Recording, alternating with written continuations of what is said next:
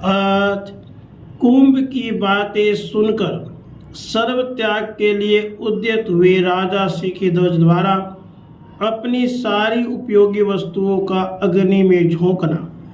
पुनः देह त्याग के लिए उद्यत हुए राजा को कुंभ द्वारा चित्त त्याग का उपदेश। देवपुत्र के रूप में चुड़ाला ने कहा राजा से, चुड़ाला बड़ी नीति निपुण तथा ज्ञेय वस्तु के ज्ञान से संपन्न है। उसने उस समय जिस ज्ञान का उपदेश दिया था उसे आपने क्यों नहीं स्वीकार किया? वह तत्व ज्ञानियों में सर्वश्रेष्ठ है। जो कुछ कहती और करती है वह सब सत्य ही होता है, अतः आपको उसके कथन का आदर पूर्वक पालन करना उचित था।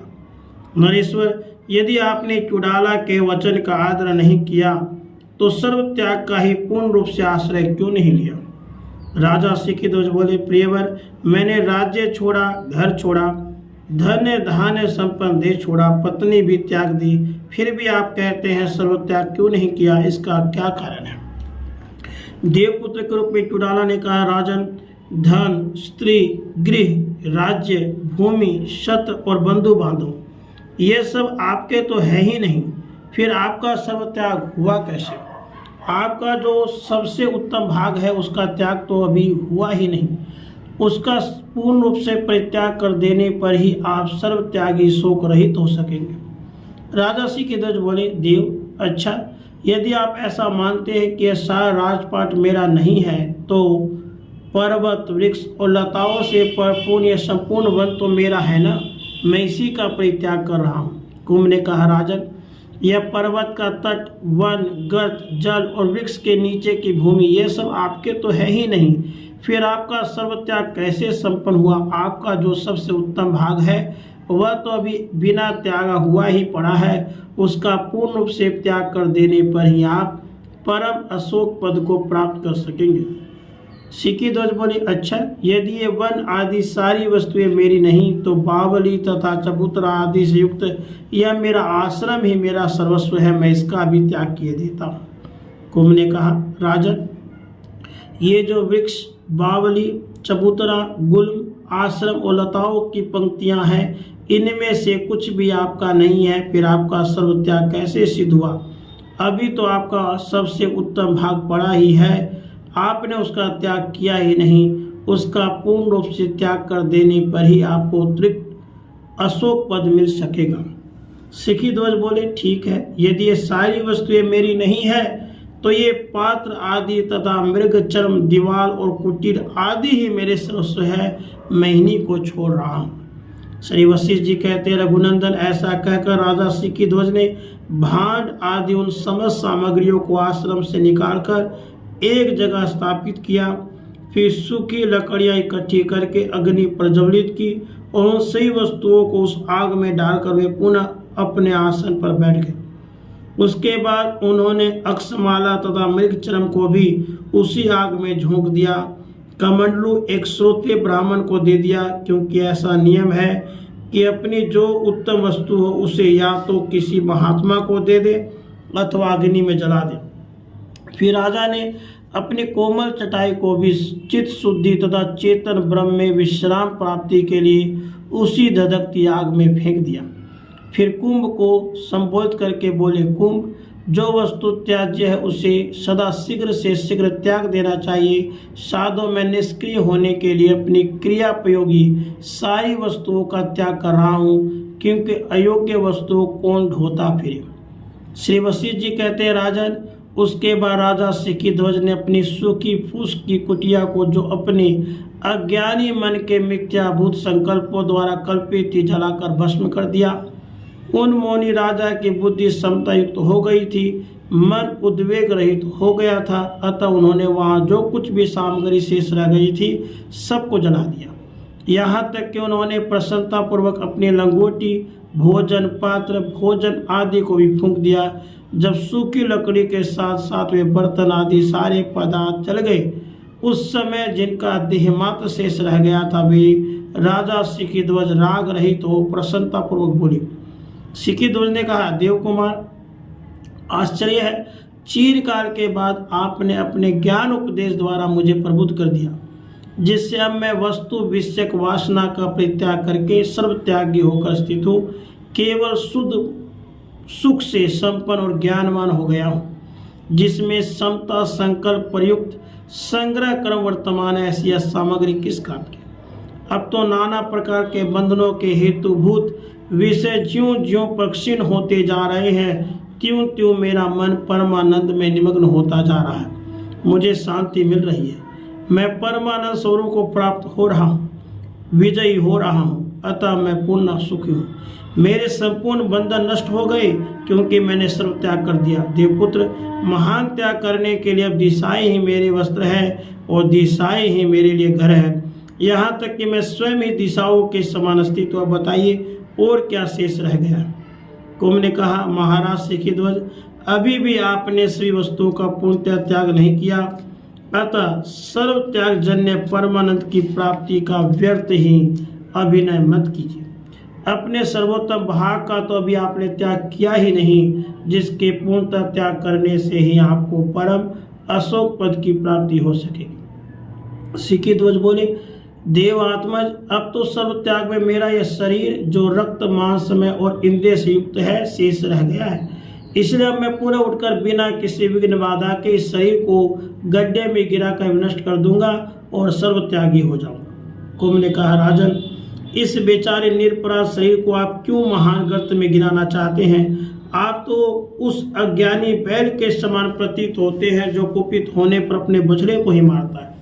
यह बेचारा शरीर तो जड़ तुच्छ और मुकात्मा है, सदा ध्यानस्थ सा बना रहता है। इसने आपका कोई अपराध किया नहीं है, अतः व्यर्थ ही आप इसका त्याग मत कीजिए। जैसे वायु द्वारा संपंदन फल आदि का पतन होने पर फलवान वृक्ष का कोई अपराध नहीं माना जाता, उसी प्रकार सुख दुख आदि का अनुभव स्थान होने मात्र से शरीर को अपराधी नहीं कहा जा सकता।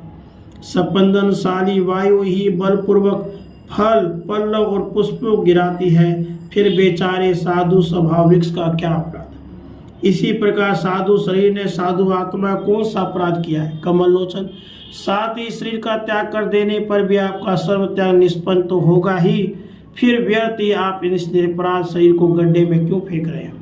देह का त्याग कर देने पर सर्व त्याग सिद्ध नहीं होता।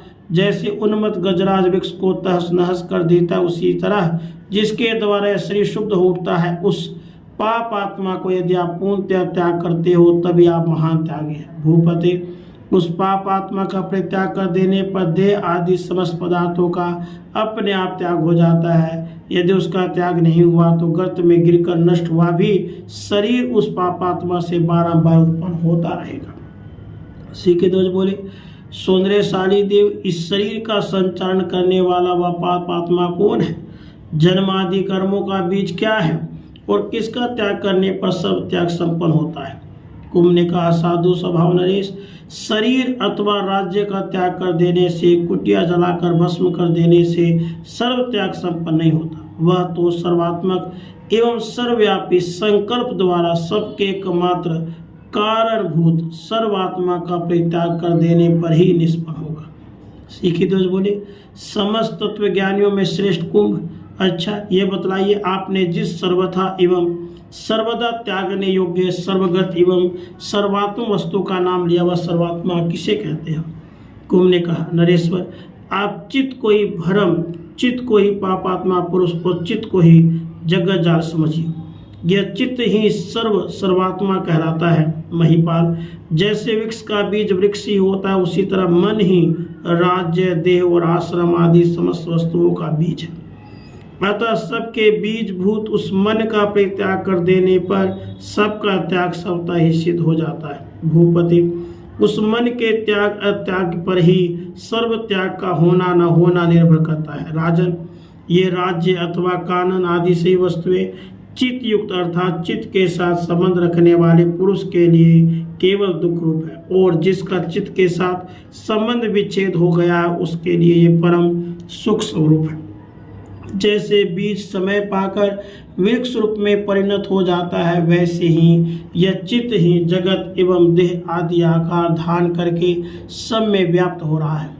जैसे वायु से वृक्ष, भूकंप से पर्वत, लोहार से धोकनी संचालित होती है, उसी प्रकार इस शरीर का संचालक चित्त है। राजन, इस चित्त को आप समस्त प्राणियों के उपभोगों का, जरा मरण और जन्म आदि दे धर्मों का, महामुनियों के धर्मों का अटूट खजाना ही समझिए। चित्त ही अपने संकल्प द्वारा जगत तथा देह आदि विविध आकार धारण करके सब में व्याप्त हो रहा है। महीपते, इस प्रकार चित्त ही सब कुछ बनता है, अतः उसका त्याग हो जाने पर सारी आदि व्याधियों की सीमा का विनाश करने वाला सर्वत्याग अपने आप ही सिद्ध हो जाता है। त्याग के तत्ववेताओं में श्रेष्ठ राजन, चित्त त्याग को ही सर्व त्याग कहा जाता है। महाबाहु, उसके सिद्ध हो जाने पर विज्ञान आनंद घन सत्य वस्तु का अनुभव अपने आप ही अवश्य हो जाता है। चित्त का अभाव हो जाने पर द्वैत अद्वैत आदि सभी भावनाओं का सर्वथा विनाश हो जाता है। एकमात्र शांत निर्मल अनामय परम पद ही शेष रह जाता है। चित्त को इस संसार रूपी धान का खेत कहा जाता है। जैसे जल ही तरंग रूप से दिख पड़ता है, वैसे विचित्र चेष्टाओं वाला चित्त ही अपने संकल्प से भाव और अभाव का आकार धारण करने वाले पदार्थों के रूप से परिणत होता है। भूपते, चित्त विनाश रूपी सर्वत्याग से सर्वदा सभी वस्तुएं वैसे ही सुलभ हो जाती हैं जैसे साम्राज्य की प्राप्ति से सांसारिक पदार्थों का समस्त अभाव मिट जाता है। जैसे राज्य आदि समस्त वस्तुओं का त्याग कर देने पर अकेले आप अवशेष रह गए हैं, वैसे ही सर्व त्याग कर देने पर एकमात्र विज्ञान आत्मा ही अवशिष्ट रह जाता है। राजन, सर्व त्याग रूपी रस का आस्वादन कर लेने पर जरा मरण आदि कोई भी भय पुरुष को बाधा नहीं पहुंचा सकता। निर्मल कांति वाले महत्व की प्राप्ति का कारण भी सर्व त्याग ही है। अब आप सर्व त्याग करने के लिए प्रस्तुत हो गए शिष्य, आपको बृहत्तम बुद्धि स्थिरता प्राप्त हो रही है। नरेश्वर सर्व त्याग परमानंद स्वरूप है, इसके अतिरिक्त अन्य सब अत्यंत भीषण दुख स्वरूप है। यों विचार पूर्वक स्वीकार करके जैसा आप चाहते हैं उसी के अनुसार आचरण कीजिए।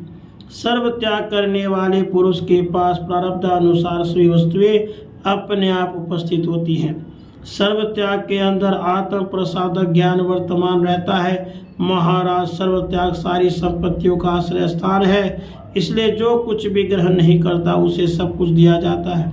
भूपति, सर्व त्याग करके आप शांत स्वस्थ आकाश के समान निर्मल एवं सौम्य आदि जिस रूप में होना चाहते उस रूप में हो जाइए। महिपाल, पहले आप सारी वस्तुओं का परित्याग कर दीजिए, उसके बाद जिस मन से उसका त्याग किया है उस मन को भी लय कीजिए। फिर त्याग अभिमान रूपी मल को भी रहित होकर जीवन मुक्त स्वरूप हो जाइए। राधे कृष्ण, राधे।